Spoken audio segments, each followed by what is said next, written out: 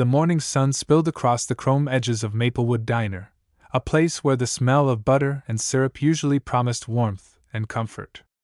But on this particular day, the light couldn't erase the darkness that crept into the hearts of a few cruel boys. At a booth near the window sat a girl in a wheelchair, her plate of pancakes resting in front of her like a fragile shield against the world. Her name was Clara, and though her face carried the quiet strength of someone who had endured much, her trembling hands betrayed her unease. The boys at the next booth didn't just laugh at her. They crossed a line that should never be crossed. One of them slapped the plate from her lap, sending the food crashing to the tiled floor, and another pushed her wheelchair back with a mocking shove. The diner froze. The laughter of the bullies rang louder than the clatter of falling plates. Clara's eyes welled with tears. She tried so hard to hold back, but humiliation burned hotter than pain. If you believe that kindness should always conquer cruelty, that second chances matter, and that no one deserves to be treated this way, take a moment right now to like this video, comment, share it with others, and subscribe to Kindness Corner. Together, we can remind the world that compassion is stronger than hate. Clara's life had never been easy.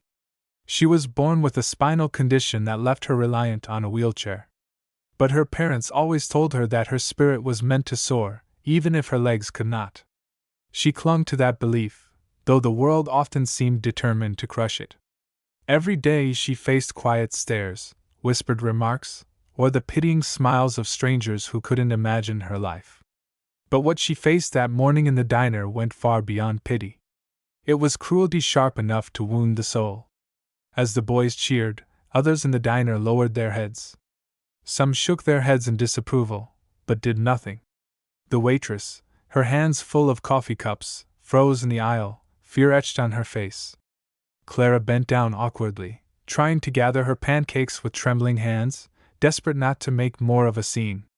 That's when another hand reached down, not rough, not mocking, but gentle. An older man, gray at the temples, quietly picked up the plate and set it back in front of her. "Don't mind them," he whispered, but his eyes darted nervously toward the gang of teenagers. The man's kindness was a small candle flickering in a room full of shadows. But Clara still felt exposed, broken in ways no one could see. She sat quietly after that, her appetite gone, her throat tight with unspoken words. She wanted to ask why the world worked this way, why people thought it was acceptable to torment those who were different. Her heart thudded in her chest with each burst of laughter from the bullies who now bragged loudly about their bravery, oblivious to the cruelty of their actions. Clara closed her eyes and prayed for the hour to pass quickly, for the nightmare to end. An hour later, something unexpected happened. Something that shifted the entire energy of the diner. It began as a low rumble, almost like thunder. Heads turned toward the wide glass windows as the sound grew louder, more distinct. Dozens of motorcycles rolled into the parking lot, their chrome glinting under the daylight. The sight alone was enough to make conversations hush and forks freeze in midair. The unmistakable insignia of the Hells Angels was emblazoned on their leather jackets as they parked in a perfect line, engines growling like an approaching storm. The bullies, who just moments ago carried themselves with arrogance, suddenly grew restless. Their smirks faltered. Everyone knew the reputation of the Hells Angels: fierce, fearless, and unafraid to stand their ground. When the door of the diner swung open, the bell jingled softly, but the silence that followed was louder than anything. A towering man with a beard and steel-hard eyes walked in, his vest heavy with patches. Behind him came another, and then another, until the diner felt smaller, its air charged with tension. Clara's eyes widened, her pulse racing with both fear and wonder. The man at the front scanned the room, his gaze sharp as it swept over the bullies.